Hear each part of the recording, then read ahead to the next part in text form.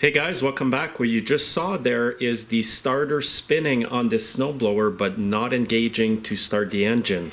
This is the same machine that I made a video about the gear shifter not shifting because the machine was sitting for a long time. Well, another issue that cropped up is that the starter won't engage again because the machine's been sitting for a long time. In today's video, I want to show you a quick trick to make that starter work again without having to buy another one. And again, it just spins. So what I'll need to do here is going to remove the two bottom bolts. This is a Tecumseh engine, by the way. You just remove the two bottom bolts and the starter will slide right out. So you can use a T30 Torx screwdriver or a 3/8 wrench. I usually loosen them with the wrench and then go in with the Torx.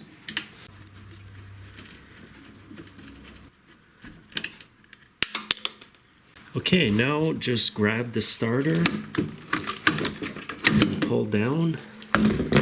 I was actually expecting a different problem here. I was expecting that this was not coming out when the starter was turned on. However, it is a broken gear. I do have a good used gear. I will show you how I replaced that gear. Now I'm also going to have to remove the starter switch right here. There's two 1/4" screws, quarter-inch heads, or you can use a Phillips screwdriver.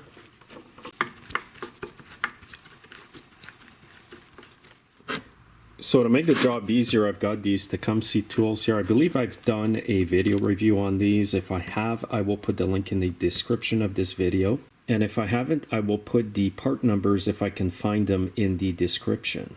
Now, if you don't have these parts or tools today, you can probably get by using regular pliers and maybe a flat screwdriver. So first of all here, I must remove the plastic cap here in order to be able to remove the gear. So let's start by removing the cap.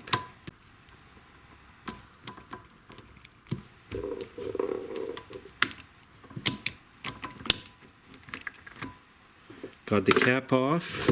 Now the part that needs to be removed is this, and there is a small retaining ring. And this is where this tool here comes in handy. If you don't have this tool, you can probably pry it out with pliers. It will be a little more difficult, but I'm sure you can do it. I've done it in the past. Okay, so what I'm going to do here is unscrew this. And on this tool, there's a groove at the bottom here of this part. And what you want to do is get the back of the clip here inside the groove right here. So you have to unscrew it enough to be able to get it in there. And you want the claws right where the clip ends, the two ends are. And hold it with your hands.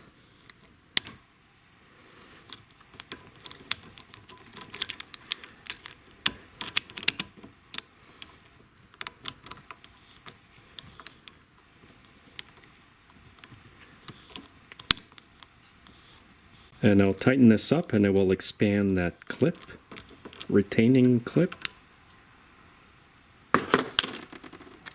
Now you can get all your parts off.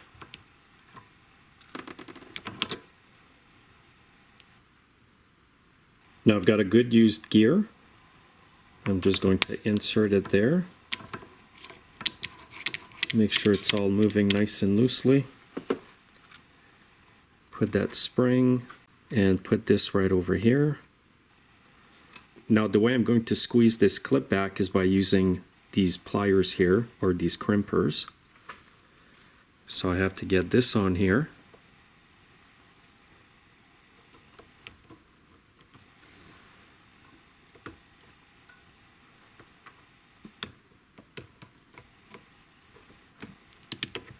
And you want to squeeze it so that the round part here can go all the way to the top. There we go. Now this cap here, if it's hard to get back on, you can heat it with a heat gun or your torch, and you want to clamp it right on the top of the gear, just like that. And I don't really lube too much inside over here because sometimes it can make the rubber part here slip. And because it's moving so freely like this, I'm just going to leave it as is. no grease or oil inside. Now, if the gear had been seized on the starter, then obviously I would have pulled it up like this and sprayed WD-40 inside here where the threads are, and that would have probably fixed it. Now, these starters, you're going to notice that at the bottom there's 2 holes for the screws I took out earlier, and at the top it's just basically some grooves and no small holes. So all you have to do with this is insert it inside over here and push up, and there's 2 shoulder bolts like this on the engine, one right here, one at the back there, and they go right in the grooves of the starter right here.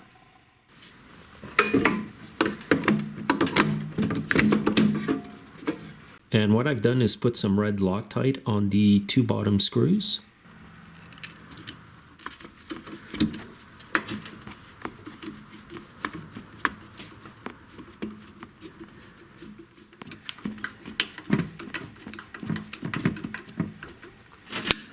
And put these on fairly tight, guys.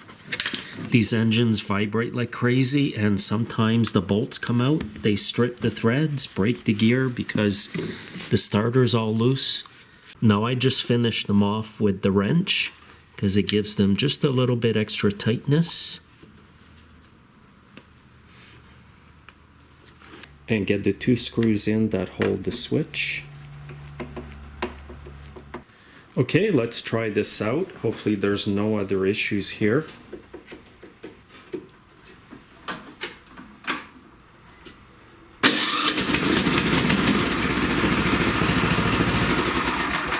Very good.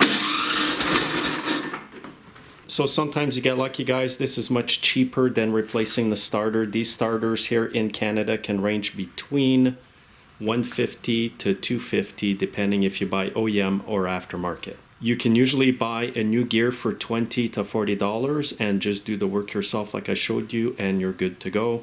And don't forget to put Loctite on the bolts, guys. Thanks for watching. Please comment below, make sure you're subscribed, and I'll see you next time. Have a great day.